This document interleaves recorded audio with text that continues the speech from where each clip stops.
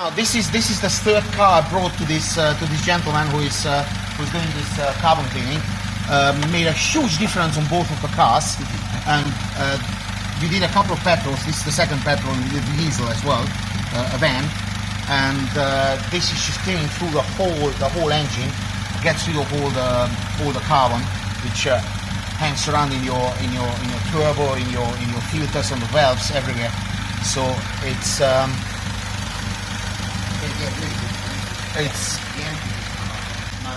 clean it. Produce a good 30 minutes for sure, because the ampage is coming. Yeah. 30 minutes cleaning.